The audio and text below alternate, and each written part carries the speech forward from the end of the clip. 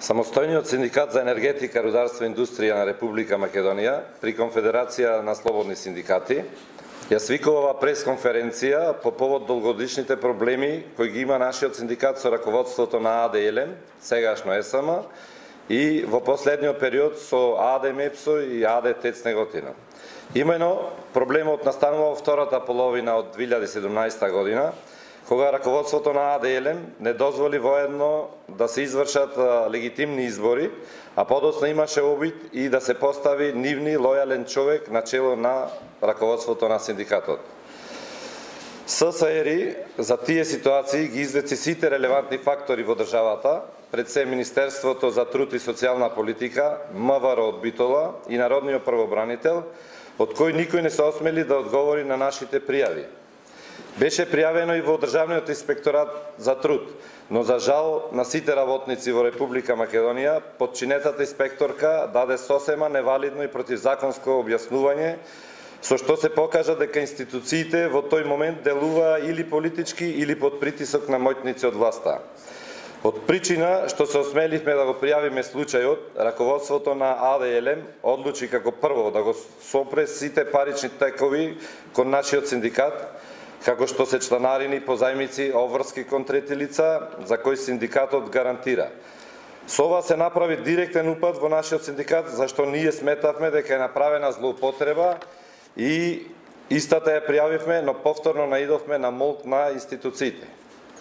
Значи, за сите пријави имаме и докази, доколку ви се потребни ќе ви ги доставиме. Потоа, кога не попуштивме ни овде, се спроведе административно преземање на синдикатот и насилно префрлање на членовите во друг синдикат, без пристапници и без исписници од нас, кој нема допирна точка со енергетика и индустрија. Тоа е мултиетничкиот синдикат на образование МЕСО при ССМ.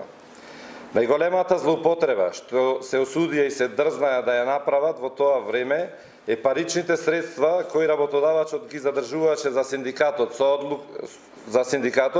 одлука на управниот одбор на АД Елем, одлучува каде да ги распоредува, а не да ги уплатува кон синдикатот за да ги префрли кон трети лица. И на крајот паричните средства согласно колективниот договор и програмата за работа на синдикатот, на кој подписници бевме ние и во тој момент единствен репрезентативен синдикат, започна да ги префрлат тие самите или преку нелегитимниот синдикат кој воопшто не беше запишан во Централен регистер. Па прашуваме дали ова е кривично дело и ако ги повикуваме институциите да преземат действија.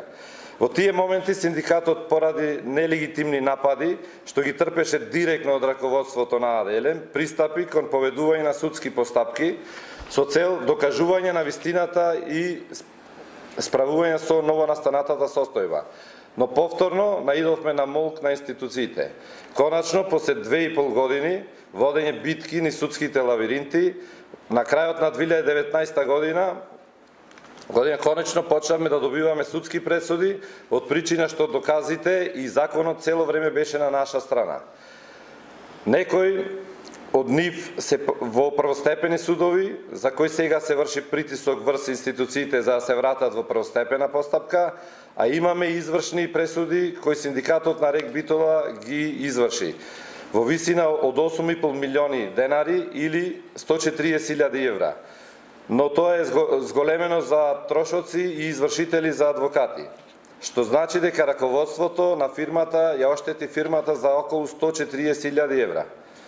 И повторно после ова не застана раскрчмувањето на народните пари. Па така како што е во колективниот договор, превентивните одмори кои дотоаш ги организираше синдикатот, наместо да се организираат во нашите хотели, сопственост на АД Елем, Попова, Шапка, Славија и Молика, почна да се организираат во скапи хотели во Охрид.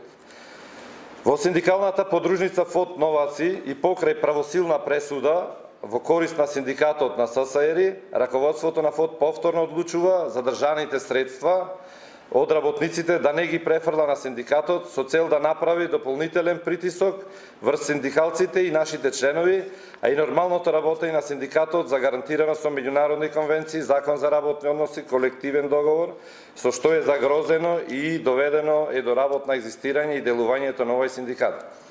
Истото наведено во последно време во голем број се случува во синдикалните организации на АД МЕПСО и АД ТЕЦ Неготино. Ако целта на ова раководство е да ја спречи слободата на синдикално организирање и действување, тогаш се поставува прашањето каде е правната држава, каде се загарантираните права со меѓународни конвенции, закон за работни односи и колективни договори.